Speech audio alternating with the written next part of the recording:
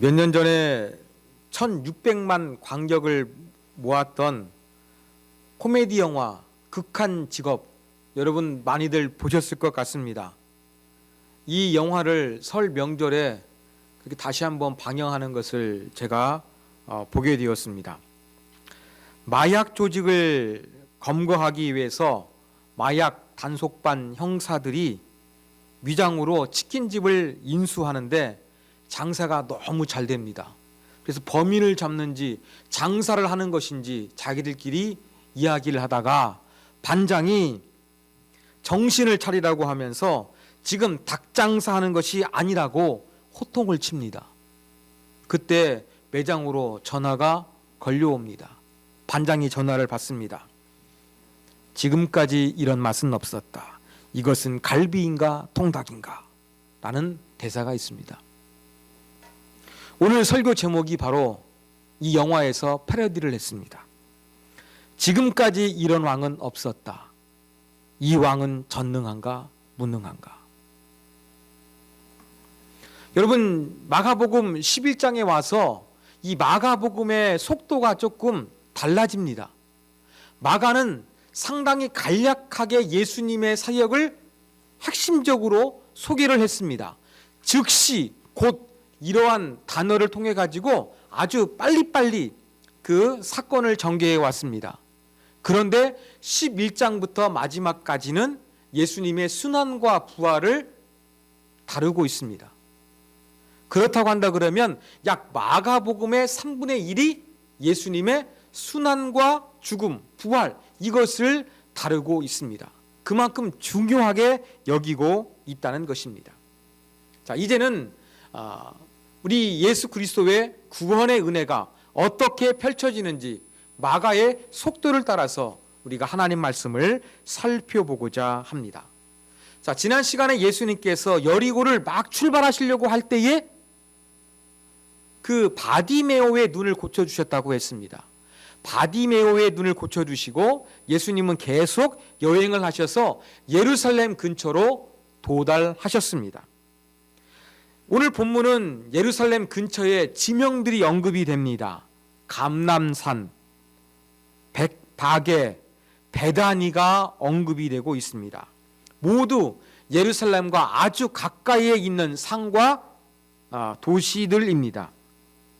자, 이곳에서 베단인지 벳박인지는 모르지만 예수님께서 제자 2명을 보내시면서 사람이 한 번도 탄 적이 없는 어린 나귀 새끼를 끌고 오라 이렇게 말씀하십니다. 그리고 예수님께서는 그 나귀를 타시고 사람들의 환호를 받으시면서 예루살렘에 입성하게 됩니다. 이러한 예루살렘에 입성하신 예수님의 모습을 가리켜 많이 승리의 입성이다 이렇게 이야기를 합니다. 승리의 입성은 이 로마의 장군이 적과의 전쟁에서 승리하고 당당하게 이 행진하며 나아오는 개선 장군을 연상시킵니다. 그런데 사실 이 로마의 개선 장군과 예수님의 그 예루살렘 입성은 좀 차이가 있었습니다. 로마 장군들의 개선은 줄이 딱딱 맞습니다. 웅장합니다. 그런데 예수님의 모습은 그렇지 않았습니다. 로마의 장병들이 칼과 방패를 들고 씩씩하게 갑니다. 그런데 예수님은 전혀 무장하지 않으셨습니다. 로마의 군인들은 잘 훈련된 말을 탔으나 예수님은 한 번도 사람을 태운 적이 없는 어린 나귀 등에 타고 예루살렘 안으로 들어가셨습니다. 그리고 예수님과 함께하는 사람들은 정말로 예수님을 잘 이해하고 따르는 자들이 아니라 예수님의 12제자도 있었고 따르는 사람도 있었습니다만 그 외에 유월절을 지키기 위해서 예루살렘으로 향하고 있는 순례자들도 많이 있었습니다. 자, 여기에서 우리가 생각해 봐야 되는 것은 예수님께서 왜 예루살렘에 들어가실 때 나귀를 타셨느냐 하는 것입니다. 여러분 한번 상상을 발휘해 보십시오. 예수님께서 지금 이 하나님 나라의 복음을 증거하기 위해서 이곳저곳으로 여행하셨습니다. 배를 타고 이동하신 것은 우리가 잘 알고 있어요. 나머지는 예수님께 어떻게 이동하셨을까요? 여러분의 상상력을 한번 발휘해 보십시오. 지금 예수님께서 나귀를 타셨던 것처럼 나귀를 타시고 낙타를 타시고 이동하셨을까요? 아닙니다. 성경학자들은 예수님께서 아마 걸어서 이동하셨을 것이다, 이렇게 추정을 합니다. 또한 제가 지금 이 시기가 유월절이 다가오고 있다고 그랬습니다. 그러면 유월절을 지키는 순례객들은 어떠한 모습으로 예루살렘을 찾았을까요? 유대의 전통적인 방식은 어떤 나귀나 낙타를 타는 것이 아니라 걸어서 예루살렘을 여행하는 것이 전통적인 방법이었습니다. 이러한 것들을 취합해서 볼 때 평상시에 예수님께서 이 천국 복음을 증거하기 위해서 이렇게 이동하셨을 때에는 전혀 다른 교통수단을 사용하지 않으셨을 것입니다. 그리고 예루살렘을 향하는 길도 이 유대교 정통에 따라서 그냥 걸어서 평소에 하셨던 것처럼 예루살렘을 걸어서 입성하는 것이 보다 좀 잘 어우러져 보입니다. 그런데 예수님께서 의도적으로 어린 나귀 새끼를 타셨다는 것은 예수님께서 무언가 작심하셨다는 것을 보여주는 것입니다. 왜 예수님께서는 나귀를 타시고 평소에와 달리 예루살렘에 입성하신 것일까? 여기에는 예수님의 의도가 있습니다. 구약 성경에서 나귀는 왕적인 지위를 나타내거나 메시아와 긴밀하게 연결되어 있습니다. 그렇다면 예수님께서 나귀를 타셨다는 것은 예수님이 왕이시다, 예수님이 메시아이심을 사람들에게 알리기 위해서 이렇게 고의적으로 나귀를 타신 것입니다. 또 예수님께서 의도적으로 자신이 왕 되심을, 메시아 되심을 나타내는 증거가 또 하나 있습니다. 자, 나귀를 타시게 된 과정을 보십시오. 예수님이 끌고 다니는 나귀가 아니었습니다. 제자 2명을 보내시면서 저 마을에 들어가면 한 번도 사람을 태우지 않은 나귀가 있을 것이다, 그것을 끌고 오라. 그런데 만일 당신 이거 왜 가져가슈? 이렇게 사람들이나 주인이 이야기하게 하면 주가 쓰시겠다, 이렇게 말하라.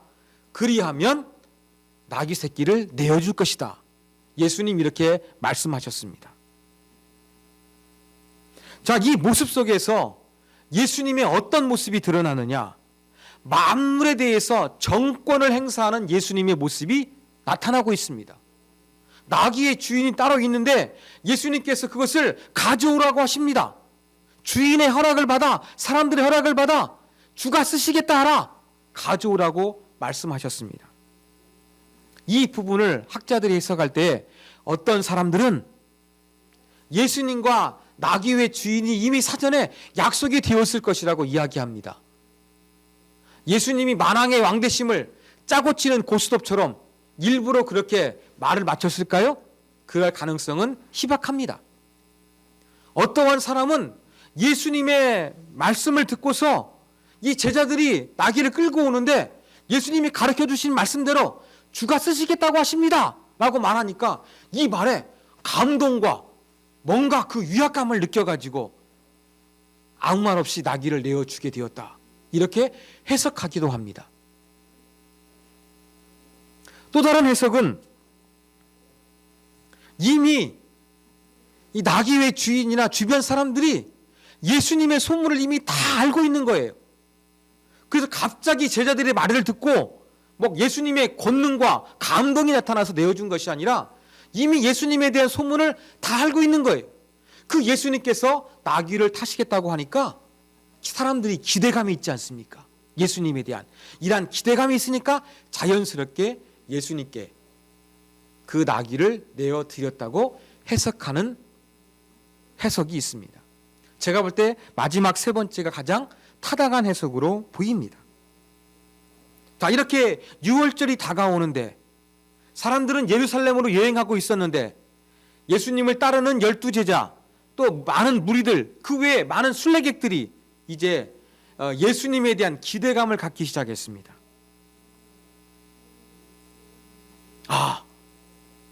많은 병자를 고치고 또 가르침이 탁월했던 이 예수님 뭔가 행하실 분이야 이런 기대감이 있었습니다. 그러면서 많은 사람들이 예루살렘을 향해서 여행을 하고 있었습니다. 여러분, 유월절을 지키기 위해서 여행하는 사람들이 어떠한 마음을 가지고 있었겠습니까? 억지로 그냥 의무감으로 예루살렘을 여행하고 있었겠습니까? 아닐 것입니다. 당시 유대 사회는 나라의 주권을 로마에게 빼앗긴 식민 상태였습니다. 경제적으로는 힘들고 어려운 상태였습니다. 이렇게 힘들고 어려운 현실 속에서 뭔가 자기들의 삶을 새롭게 바꾸어 줄 수 있는 메시아, 새로운 왕이 탄생하기를 간절히 기대했을 것입니다. 이러한 기대감을 가지고 이러한 마음을 하나님께 기도하면서 터벅터벅 이 사막길을 여행하면서 예루살렘을 향했을 것입니다. 그런데 이번 유월절은 뭔가 다릅니다. 왜요?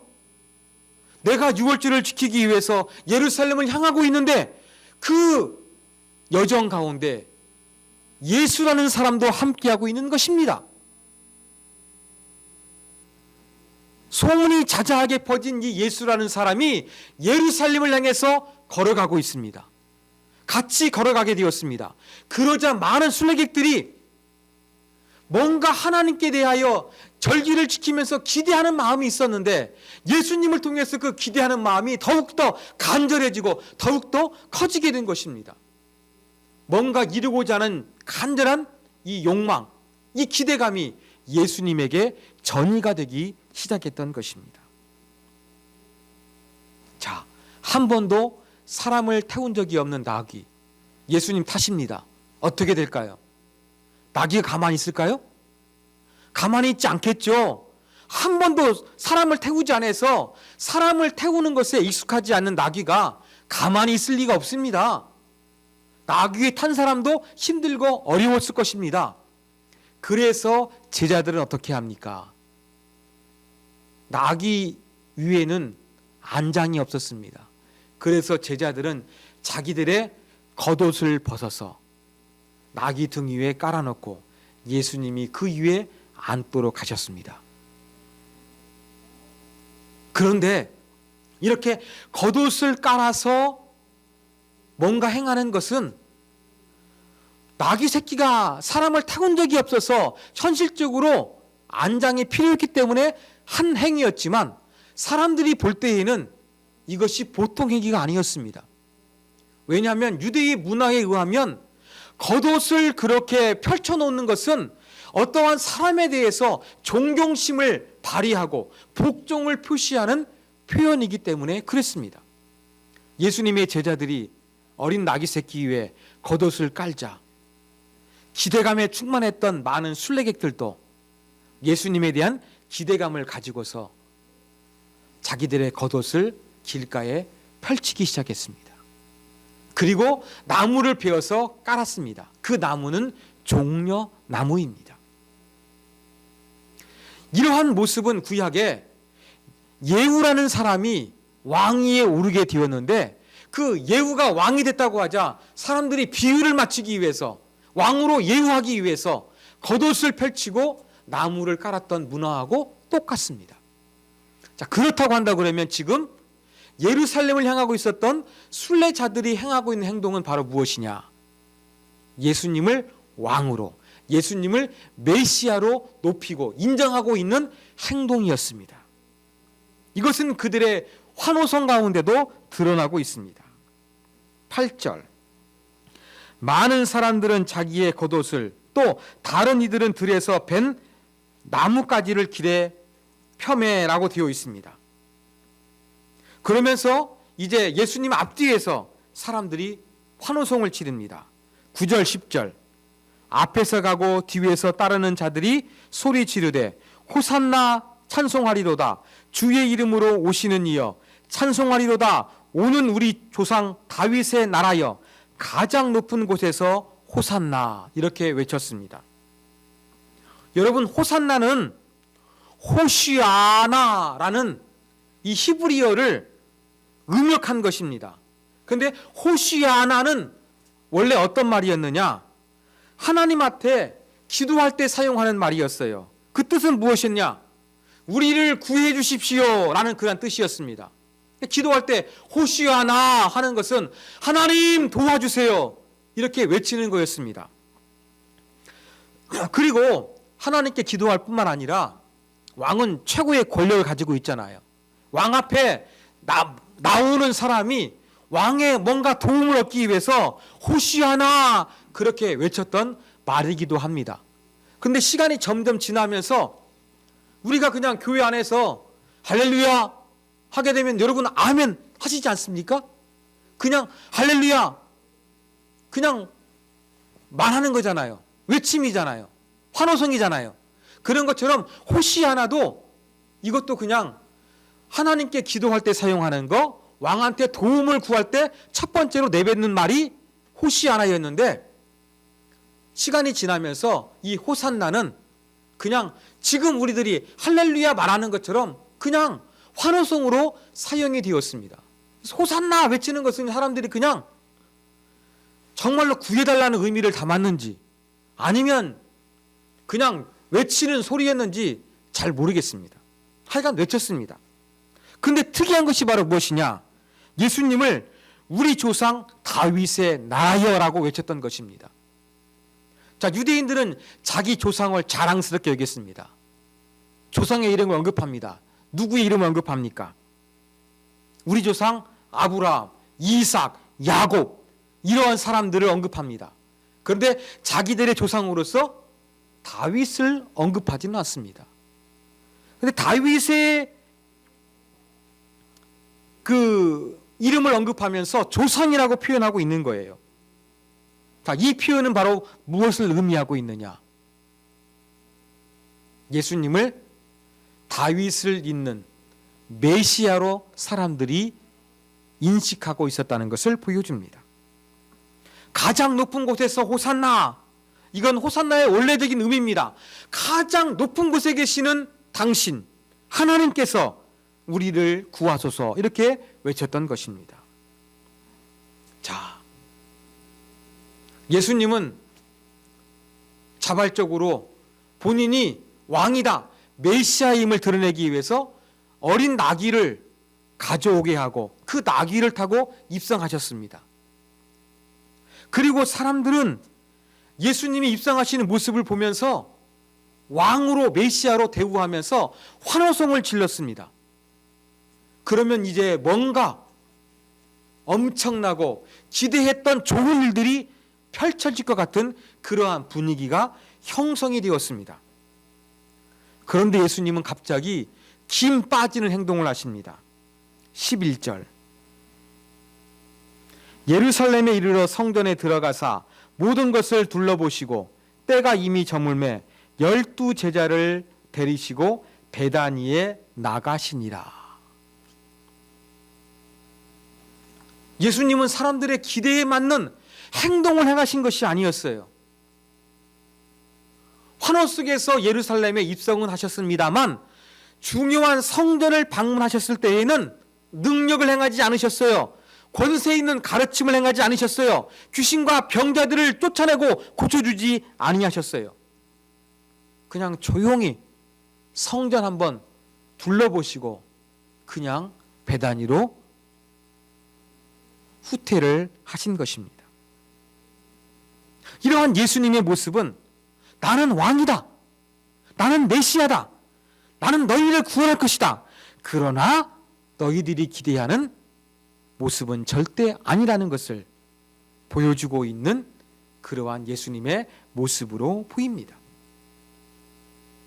우리는 오늘 예루살렘의 환호 가운데 입성하신 예수님, 그리고 뭔가 기대 가운데 그 기대에 걸맞는 모습이 아니라 조용하게 성전을 살피신 예수님의 모습을 통해서 어떠한 교훈을 얻을 수가 있겠습니까? 자, 제자들은 예수님을 오해하고 있었다. 이미 우리가 살펴봤습니다. 자, 오늘 본문의 요지는 무엇이냐? 순례객들이, 다른 많은 사람들이 예수님에 대해서 오해하고 있다는 것을 보여주는 것입니다. 저는 청년 시절에 이 복음서를 읽으면서 그 예수님을 향해서 막 환호성을 치는 사람들이 예수님이 잡히게 되자 예수님을 비난하고 저주했던 그 모습들이 쉽게 이해가 되지 않았습니다. 한국인만 냄비 금성을 갖고 있는 것이 아니라 유대인들도 어떻게 갑자기 예수님에 대해서 하루아침에 이렇게 돌변하는지 제가 참 이해하기 힘들었습니다. 설교 준비하면서 저는 이러한 군중들의 모습이 이해가 되었습니다. 왜 군중들은 예수님에 대해서 메시아로 외치며 기대감을 가지고 있다가 예수님을 못 박으라고, 죽여야 된다고 그렇게 고함치는 사람으로 돌변하게 된 것일까요? 그 이유는 오늘 설교 제목처럼 지금까지 이런 왕은 없었기 때문입니다. 왕은 힘을 가지고 권위를 가지고 행사하고 많은 사람들을 굴복시키고 정복하고 제압하는 왕으로 알고 있었는데, 예수님은 왕이신데 우리가 알고 있는 그런 왕이 아니었어요. 낮아지시고 하나님의 뜻에 철두철미하게 순종하시는 겸손한 왕이셨습니다.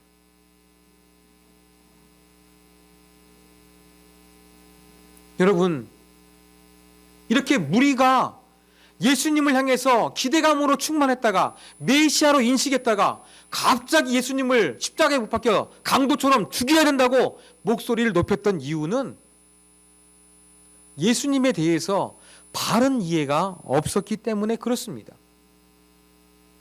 지금 예수님과 많은 유월절을 지키기 위해서 순례객들이 예루살렘을 향하고 있었습니다. 이들의 공통 분모는 무엇입니까? 교집합은 무엇입니까? 예루살렘을 향하고 있다는 것은 똑같았어요. 그런데 예수님은 지금까지 이런 왕이 없었기 때문에 죽임을 당하실 왕으로 예루살렘을 입성하시는 것이었고, 많은 순례객들은 예수님을 향해서 뭔가 다윗처럼 강력한 능력으로서 세상을 정복하시는 왕의 모습을 기대했던 것입니다. 예수님과 많은 순례객들 사이에 공통 분모가 별로 없었습니다. 교집합이 별로 없었습니다. 그렇기 때문에 예수님에 대해서 오해할 수밖에 없었던 것입니다. 사랑하는 여러분, 우리들도 이 지금 군중들의 모습과 똑같을 수가 있다는 것을 기억하셨으면 좋겠습니다. 힘들고 어려운 시대에 소망이 필요합니다. 탈출구가 필요합니다.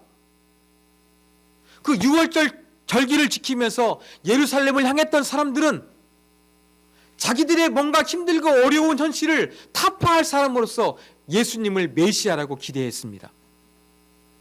저와 여러분들도 먹고 살기 힘든 이 시대 가운데서 뭔가 새로움을 주시는, 새로운 삶을 열어주시는 주님을 우리는 기대합니다.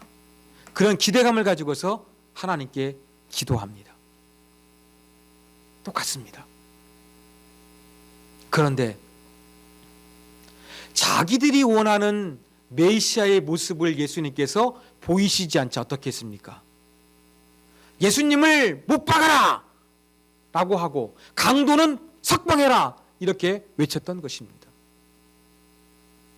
저와 여러분도 이 잘못된 기대감을 가지고서, 이 잘못된 환상을 가지고서 예수님을 믿고 예수님을 따르다 보면 이렇게 조금만 고난과 어려움이 찾아오게 되면 예수님을 부인하고 예수님 곁을 떠나버리게 되는 이러한 모습을 보이게 된다는 것을 저와 여러분이 기억해야 되겠습니다.